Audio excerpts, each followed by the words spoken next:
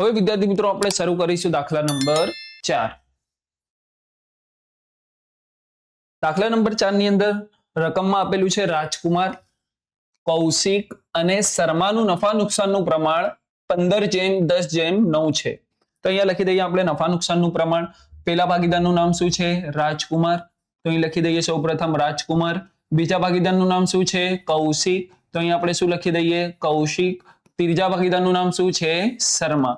હવે ત્રણેય ભાગીદારનું નફા નુકસાનનું પ્રમાણ અહીંયા આપ્યું છે. તો અહીંયા લખી દઈએ આપણે નફા નુકસાનનું પ્રમાણ. તો વિદ્યાર્થી મિત્રો ત્રણેય ભાગીદારનું નફા નુકસાનનું પ્રમાણ, તો રાજકુમારનું પ્રમાણ કેટલું છે? 15 જેમ કૌશિકનું 10:9. ચાલો હવે આપણે આગળ વધીએ. જો વર્ષના અંતે પેઢીનો કુલ નફો 68,000 થયો હોય તો કુલ નફાની રકમ કેટલી છે? અહીં કુલ નફો બરાબર આપણને કેટલી રકમ આપેલી છે? 68,000. એટલે કુલ નફાની રકમ કેટલી છે? 68,000. આગળ વધીએ તો દરેક ભાગીદારને મળતો નફો શોધો. એટલે આ જે 68,000 નફો છે એની વહેંચણી દરેક ભાગીદાર એટલે કેટલા ભાગીદાર? 3 ભાગીદાર રાજકુમાર, કૌશિક અને શર્માને કરવી પડશે. તો અહીં લખી દઈએ આપણે નફાની વહેંચણી.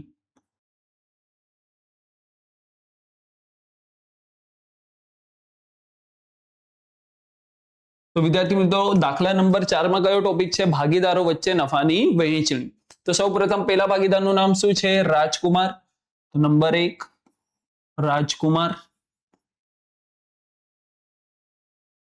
કુલ નફાની રકમ કેટલી છે? 68,000. એટલે આ ત્રણેય ભાગીદારનો નફો છે અને 68,000 ની રકમમાંથી રાજકુમારને કેટલો ભાગ મળશે? 15. કેટલા ભાગમાંથી? એટલે કુલ ભાગમાંથી. તો કુલ ભાગ કેટલો થશે? 15 + 10 + 9. તો 15 + 10 + 9. તો કુલ ભાગ કેટલો થશે? 34. તો આપણે શું કરવું પડશે? 68,000 નો ગુણાકાર 15 સાથે અને ભાગાકાર 34 સાથે. તો અહીં આપણે કરી દઈએ 68,000 × 15 / 34. તો કેટલી રકમ મળશે વિદ્યાર્થી મિત્રો? અહીં રાજકુમારની 30,000. એટલે રાજકુમારના ભાગે કેટલો નફો મળશે? 30,000. ચાલો નંબર 2. બીજા ભાગીદારનું નામ શું છે? કૌશિક. તો કૌશિકને નફો કેટલો મળશે? તો અહીં લખી દઈએ આપણે કૌશિક બરાબર કુલ નફો ગુણ્યા કૌશિકનો ભાગ. તો કુલ નફાની રકમ કેટલી છે? 68,000.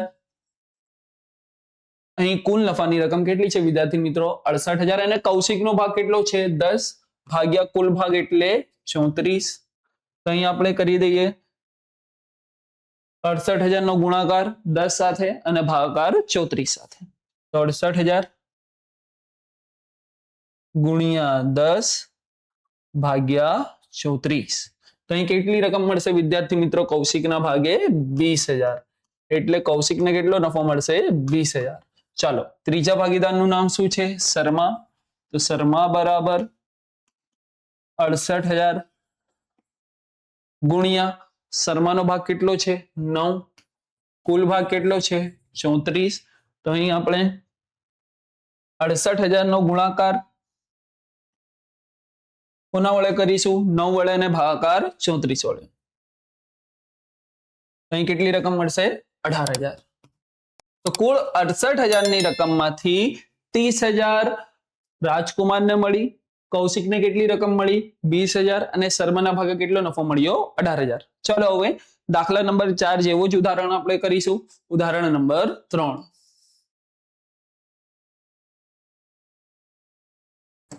ઉદાહરણ નંબર 3 ની અંદર વિદ્યાર્થી મિત્રો શું કીધું છે? જયેશ, સુરેશ અને પંકજનું નફા નુકસાનનું પ્રમાણ 6:2:3 છે. તો અહીં આપણે સૌપ્રથમ લખી દઈએ ભાગીદારના નામ. પહેલા ભાગીદારનું નામ શું છે? જયેશ. બીજા ભાગીદારનું નામ સુરેશ. બીજા ભાગીદારનું નામ શું છે? સુરેશ. અને ત્રીજા ભાગીદારનું નામ પંકજ. હવે ત્રણેય ભાગીદારનું નફા નુકસાનનું પ્રમાણ, તો અહીં લખી દઈએ આપણે નફા નુકસાનનું પ્રમાણ બરાબર. ચાલો કેટલું આપ્યું છે? 6:2:3. હવે આગળ વધીએ. મેનેજરને કમિશન બાદ કર્યા પછીના નફા પર 10% લેખે 6,600 કમિશન મળેલ છે. તો અહીંયા વિદ્યાર્થી મિત્રો આપણે બે વસ્તુ લખવી પડશે, એક ટકો અને નફો. તો વિદ્યાર્થી મિત્રો મેનેજરને કેટલા ટકા કમિશન આપ્યું? 10%. તો 10% કમિશન આપ્યું તો એને નફામાંથી કેટલો ભાગ મળ્યો? 6600. હવે આગળ વધીએ આપણે. શું કીધું છે? તો ત્રણેય ભાગીદારને નફાની વહેંચણી કરો.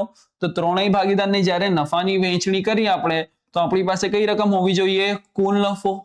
તો સૌપ્રથમ આપણને કુલ નફો શોધવો પડશે. તો કુલ નફો શોધવા માટે જ્યારે મેનેજરને 10% કમિશન, કુલ નફો શોધવા માટે કઈ રીતે આપણે કુલ નફો શોધીશું એ આપણે સમજીએ. તો જ્યારે 10% એ નફો કેટલો હતો? 6600. તો આપણે કુલ નફો એટલે 100% એ રકમ કેટલી એ શોધવી પડશે. તો અહીંયા પણ આપણે શું કરીશું? પ્રશ્નાર્થ ચિહ્નની જે વિરુદ્ધ સંખ્યા છે એ છેદમાં આવી જશે અને બાકીની બે સંખ્યાની ગુણાકાર. તો 6600 નો ગુણાકાર 10 સાથે કરીશું તો કેટલી રકમ મળશે કુલ નફાની? 100% એટલે કુલ નફો. તો કુલ નફો કેટલો મળશે? 66000. તો વિદ્યાર્થી મિત્રો આના પહેલાના દાખલાની અંદર કુલ નફો આપેલ હતો, પરંતુ ઉદાહરણ 3 ની અંદર કુલ નફાની રકમ આપી ન હતી. તો આપણે પદ મૂકીને દાખલો ગણ્યું કે 10% મેનેજરને નફામાંથી 6600 મળ્યા, તો 100% કુલ રકમ કેટલી? તો કુલ નફાની રકમ આપણને કેટલી મળી ગઈ? 6600. તો અહીં કુલ નફાની રકમ કેટલી મળી ગઈ? 66000.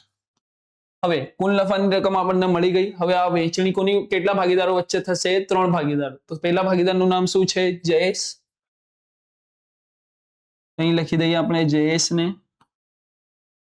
નો નફો બરાબર સૂત્ર શું થશે? જયેશનો નફો બરાબર કુલ નફો ગુણ્યા જયેશનો ભાગ. તો કુલ નફાની રકમ કેટલી છે?